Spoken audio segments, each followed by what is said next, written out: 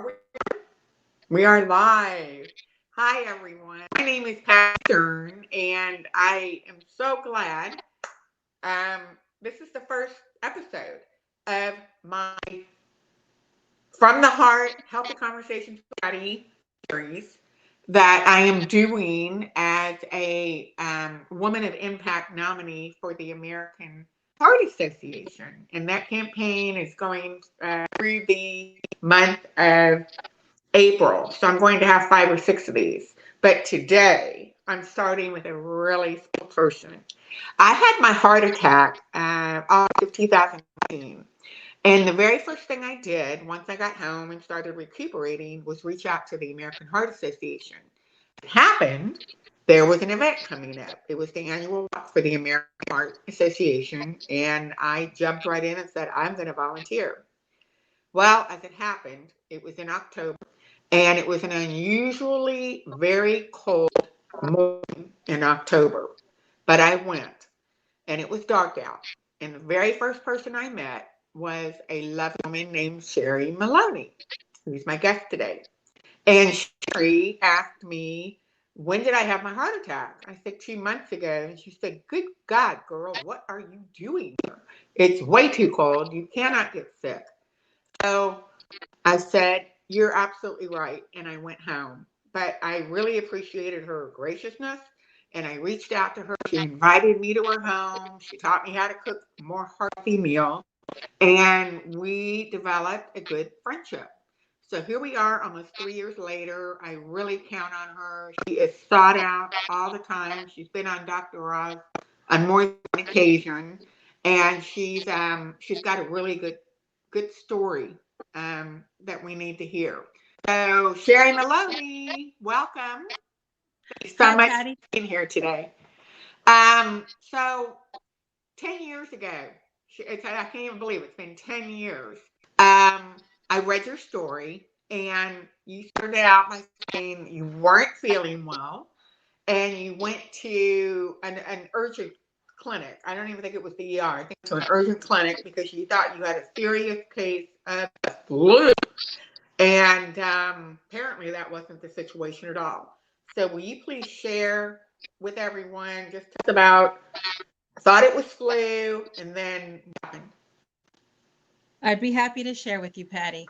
It was January of 2011, and the holidays were just past us. So I thought I was run down from the holidays, and I really hadn't been feeling well all throughout the holidays. When I woke up on January 3rd of 2011, something wasn't quite right. I went to take my children to school. At the time, they were ages 4 and 7. So I had a preschooler and a second grader. And I was also minding my niece who wasn't, old enough to be in school yet. So when I got home, I just had no energy left. And I said, something's seriously wrong. I had severe indigestion. It almost felt like if you ever ate a corn chip and it goes down the wrong way, the pain was just intense and it just kept going across my chest. So I called my mom. I said, I'm going to need some help. I don't think I can take care of my niece and pick up my children today. I need to go to the doctor.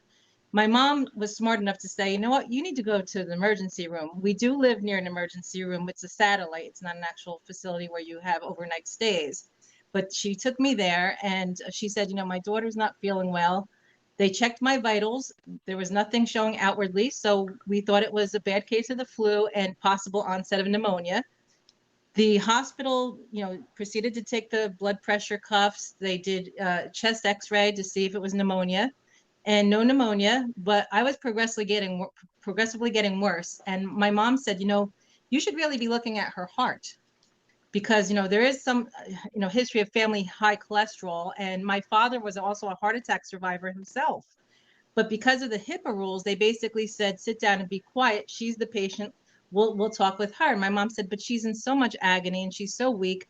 Just listen to me. And she had to leave to go get my children.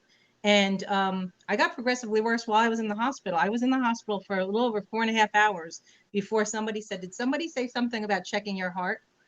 And I said, yeah, my mom said you should look at my heart. And I said, I'm also exhibiting really bad symptoms at that point. I was throwing up and getting really sick to my stomach. I felt like I was dizzy. I just thought I was dying, but I didn't know why. So they basically said, okay, we're going to take some blood labs.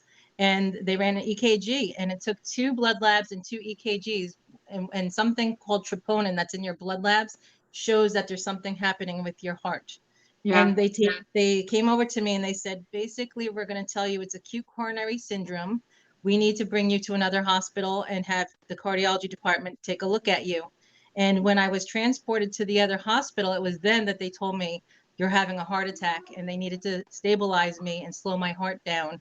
And I was in total shock. I didn't realize I was having a heart attack. I really thought I was going in with a bad case of pneumonia. So I was floored by the whole thing. And my family was devastated because, I mean, at the time, young children, I was considered a young mom, even though I Yeah. started later in life. So it Yeah. was really scary for all of them, and for me. And Yeah. I want to share this story because so many times women, we're so busy taking care of everybody, we're not looking at our own selves. And that's what my problem was. I was a caregiver to my nieces. I took care of my in-laws. So I wasn't taking care of my own needs and listening to my body at the time. But I'm becoming more aware now from everything that I'm learning. I'm still learning about heart disease and heart attacks because I am a heart disease survivor now and a heart attack survivor. So my mission is to educate other women. Let's talk. Go back a minute. First of all, I want you to tell everyone how old you were when this happened. Okay. And then I will talk for a few minutes and go back with this family history and the family genetics. And I say because when I had my heart attack, I was 54. And I should have known better. You know, my dad died from a heart attack. My mother had a massive stroke more than once in her life. I swear to you, never occurred to me that there could ever be anything wrong with my heart. So you just touched Lee a few minutes ago about the family history. Will you talk a little bit more about that? Because I think that was kind of an aha moment for you. Yes and no. It was very complicated because it was an aha moment. Obviously we had a history of, we said, my mom said cholesterol. She knew I had high cholesterol. So she did say, I have it, my daughter has a history of high cholesterol, and so does all of our family. But the puzzling part was the men that had the heart attacks early, their heart attacks were not the same causes as mine was. So it actually took about 2 years of unraveling the mystery to find out that my heart attack was inherent genes. It's called, familial hypercholesterolemia. So I was born with this issue, and the body can't rid the bad cholesterols. In fact, it elevates the bad cholesterols because in addition to having this hypercholesterolemia issue, I have elevated lipoprotein A. So it's called, some people call it, little LP little a. And that also compounds the problem, and that creates clotting, the plaques that develop in your arteries from having this particular cholesterolemia issue. The plaques build, and then the LPA is responsible for helping that clotting factor that happens when the plaques break off, creating the heart attack. Wow. Yeah, So so it's it's scary. been. And Mhm. my children now have it because they say when you have any type of genetic issues, you need to get into contact with all the first degree relatives and let them know also that they're at risk. So my children now had been tested and they have 50% of the gene. So they now have Ah, to be aware of this. So this is, again, another piece to why this is so important for me to continue yeah. to speak on this, because so little is being discussed on this with women about knowing your risk factors and knowing that it could be your genetics. Some of us just feel we're fine, we're busy, we're so busy taking care of everything. I feel fine, Hmm. but you know what? You can feel fine. Cholesterol is a silent killer, and that's Right. just it. That's silent killer. It really almost did get me. I was near fatal death when I had my heart attack. Scary. Very scary. So It is. you told me when we spoke last time that the surgeon said you were so blocked that you were lucky to be alive. That is true. So That is I'm really glad true. you're okay. I'm glad, Thank you. I and so you had the surgery and then you went home and you had two little girls and um what came next after you had the surgery and went home? What happened next to Okay. your Yes, life? and you're right about the blockages. It was 100% blockage to the right coronary artery, so that was fatal. And most people have damage from that. Luckily, the doctors don't understand. I was a miracle. I didn't have any residual damage to the actual organ, the muscle, the muscles that control your heart. And I also actually have two other blockages that, I'm dealing with currently with medication. But immediately after I came home, I had to recover from the procedure because I had a complicated stent. I have two stents placed in that coronary artery that had the 100% blockage. But after I recovered from all of that, I had to go to cardiac rehab. And that took several months of going 3 times a week and following Yep. all the orders of the doctors and nurses. And I think you did too, Patty. Am I correct? You also went to rehab. I yes, I went to rehab. I loved it. It was my take on the rehab was I was able to go exercise 3 days a week in a hospital environment with the monitors on, and my thought process was, well, if I'm going to keel over and have another heart attack, that's what I want it to happen. And it was anyone ever has a heart attack or a stroke and you have to go to cardiac rehab, just do it. Go all the way, because I understand that a lot of people start it and they don't finish it. I couldn't imagine. It was. I couldn't imagine either. So, I felt the safest being there because, like you said, you're being monitored. You speak to a nutritionist, so they make sure that you're on top of what you need to do to stay healthy. The nurses watch everything you do. The doctors and the whole team. I mean, if you don't feel well that morning before you go, they tell you to stay home. My dad also, when he went to cardiac rehab, he had a minor fender bender on the way. They told him, no, you can't come to rehab after the fender bender because that would change his stats with his blood pressure, so he needed to go home and relax. So you have to start learning a new way of life. You start yeah, to think about yourself. I mean, it sounds selfish and self-centered, but truthfully, you only get one life, so you do really it's need to true. self-center. It's true. It is As a true. survivor, it becomes your So whole world. that brings me to the next thing I want to talk about. So when you look back, um, before you had the supposed flu, were there any symptoms that you brushed off? Because we keep talking about how women were notorious for taking care of everybody else but ourselves first, and we have a tendency to rationalize um, things that may go on for even a long period of time. Was there anything that you brushed off or ignored? And what kind of things would you advise women to pay attention to? Very good questions, Patty. In fact, yes, I had, in hindsight, I did have a symptom a couple of days before the new year in 2010, going into 2011. I woke up right out of my sleep with severe chest pains. But because, like I said, I thought I had the flu, usually when I cough, I'm one to usually pull a muscle or pop a rib. So my husband said, I'll take you to the emergency room. And I said, no, honey, it's probably just a popped rib or muscle pull. I'm going to go back to sleep and sleep this off. I could have died because when I went to the hospital, the doctor said I had multiple heart attacks and they called them silent heart attacks. And in fact, I was a guest on Dr. Oz in 2015 in talking about the silent heart attack. And that was Yeah, our main focus because I didn't realize that was a heart attack. I just fluffed it off and I could have died in my sleep that night. But apparently I was having them all right. along. Prior even to then, they think they don't know when it all started, but it's been several heart attacks from what they can tell once they're in there with the cameras and checking everything. But I also have a high pain threshold. So a lot of times I fluff things off and I don't realize I that do. it's something I do severe. too. I have a So high threshold as well. you do too. Hey, And that's what makes it a little bit trickier for us. But women should really take notice to their own bodies. Because I think you were asking me, I would say, don't fluff things off. If something sounds ridiculous, let it be ridiculous. It's better to get checked than to be, 6 feet under. So I yeah, think that I recommend, going to your doctor regularly, like a yearly checkup. Have them check you for cholesterol or blood sugar or, high anything with cholesterol, sugar, blood pressure. These are important factors. yeah, Also the know blood your pressure. family history. And if you don't know it, maybe they can do some kind of screening and check your blood work somehow. It has to be that you stay on top of yourself and you be your own heart health advocate and your health advocate in general. Yeah. Okay.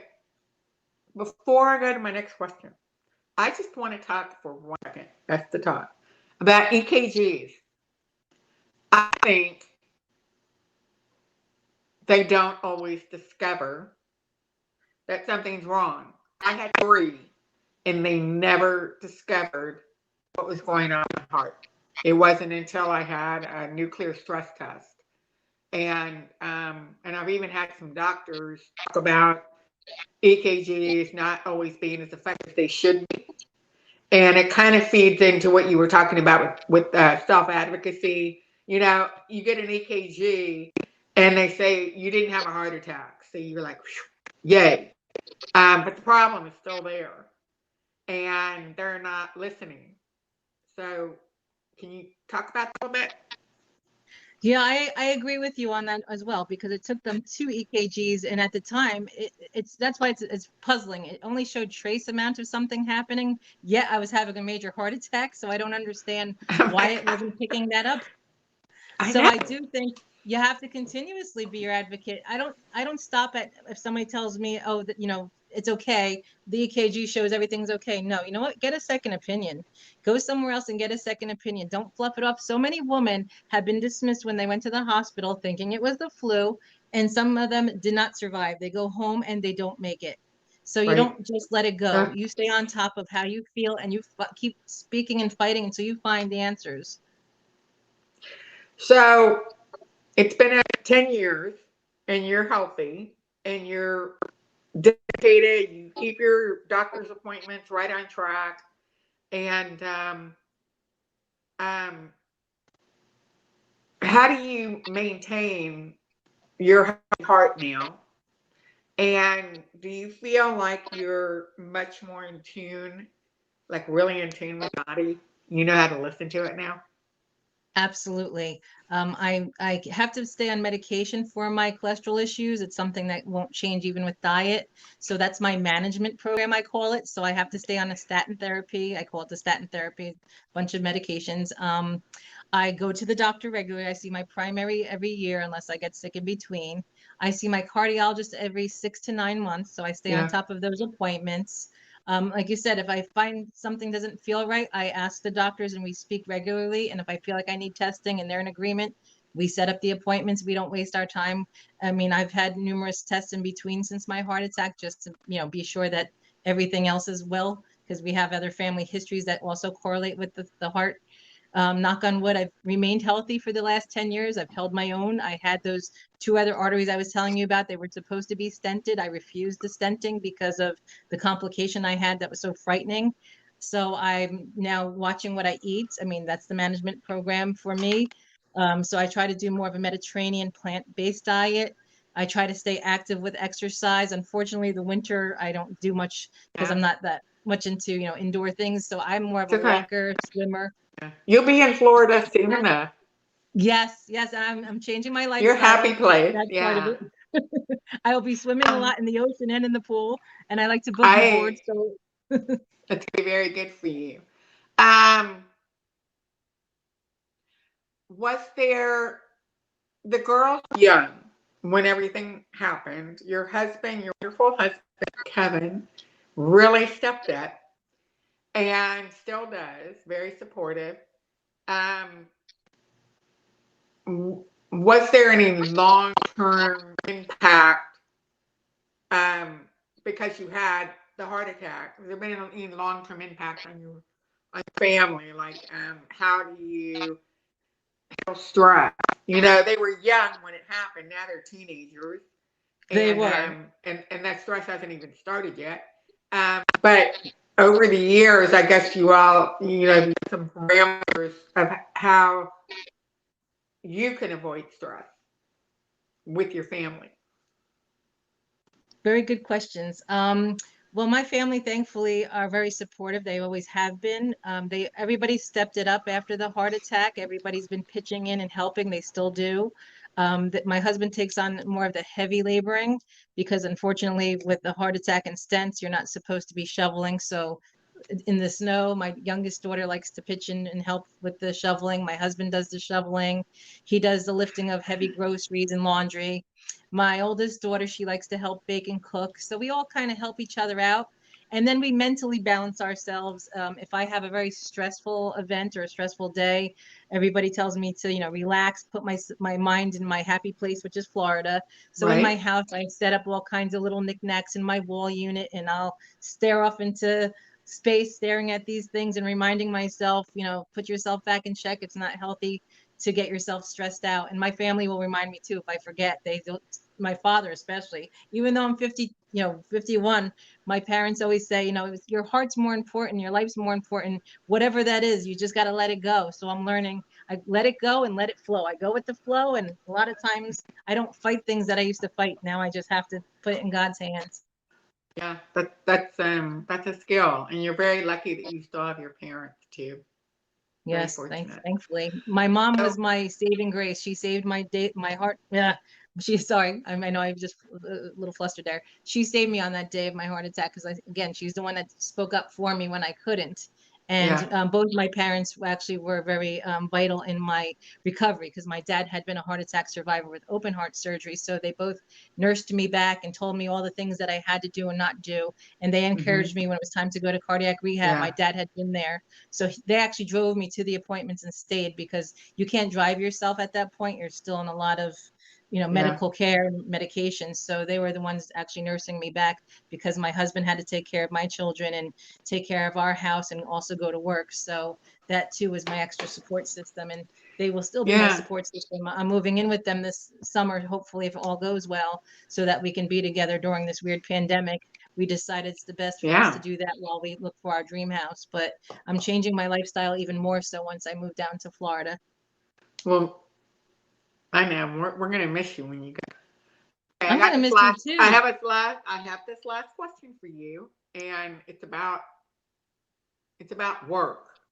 I want to talk about um, the relationship with employers, clients, colleagues, coworkers, and and talk about the vulnerability and the risk that you sometimes can feel, or that women can sometimes feel, um, sharing, what's happened to them, and that they've got boundaries, for because you have a heart condition, and you don't want to ever be afraid that you might have work taken away from you, or you may not have as many projects given to you, or you're looked at as being weak. And I've had challenges about that myself. So, can you talk about that a little bit? How you handle that Sure, sure. communication? You are right that it is a challenge. It is very challenging. I always tell people I'm an open book. I like to let people know what happened to me because it's educational for them. So a lot of times I get the wow factor, but also God forbid something happened on the job. But I do it with caution. I think, about timing. I had to disclose it because I work in a educational field. I'm a paraprofessional. So they Yeah. have a medical record that you fill out. So I basically just put the facts. But over the last two, three, going on 3 years now, I've been having issues at work. The first of those 3 years, I almost lost my job. So I had to, again, fight for my Mm-hmm. job because I carry the health benefits. So I do have to be my own health advocate yet again because I had to explain to them why it was so important that I'm fighting for my position.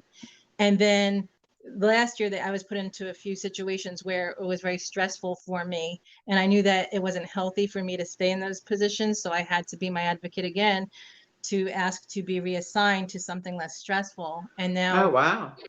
this year I'm challenged with the pandemic because of everything the way it was. Our schools had started out virtually, but now they're getting ready to go back into the buildings in Yeah. mid-March. And that's frightening for me because if I get in contact with the virus, it could be deadly to me. And my doctors even had to write off letters to our superintendent. They claim that the Right. information will be personal and confidential. So that's what I said. I was careful how I disclose the information. It depends on my audience of who and when I need to say it. Okay. But I'm not shy about it. If I need to say it, I tell it like it is, and I don't hold back because there's only one me in this world, and I'm not going to let something like this pandemic take my life. I fought so hard that 10 years ago, and I'm continuing Yeah. the battle because I have heart disease. I'm not going to allow something like this to take my life. I'm too young, and I still have a lot of life left in me. Yeah. You are young. You're very young. So, And what about friends? I remember I had my heart attack. There were some people who were scared. They just didn't know how to act around me. Did you encounter that at all with friends? I've been lucky. And knock on wood, I've been lucky. Most of my friends have all been pretty much supportive. I don't find that anybody shies away from it. I mean, I think if anything, they're inquisitive. They want to understand it too. They could understand why did I have a heart attack so young? So Yeah. they're actually learning from my experiences, but I don't believe that they're afraid to be around me. I think that they would know the right thing to do. God forbid I was in trouble, but I found them to Yeah. be supportive. A lot of people, brought meals over to my family when I initially came out of the hospital, a lot of phone calls and get well wishes and a lot of check-ins every so often to make sure that I'm mentally handling it because they realized it was a lot, to take on. I mean, it came out of nowhere. You should have seen my face Yeah. the day, that happened. And when they were telling me it was a heart attack, it was just complete shock. It was. And I was begging the nurses when I had the stenting procedure because I knew, I had something else going on. I could feel something wasn't right. I was begging them, please don't let me die. I have a young family. My family needs me and I need them and I need to be here. I don't want to go. Don't let me die. So it all worked out, and you're doing all the right things, and you've been really good for me. You were my first person after my heart attack to come into my life who had experienced that, who was able to guide me, and you've always been so open and conversing, and you stay active with the American Heart Association, which is fantastic, and I hope that we get to see each other face to face when it's warmer outside and go Me for a too. We can walk go and for a get walk. exercise. Yeah. So I want to thank you so much for coming today. Do you have any closing remarks before we say bye to everybody?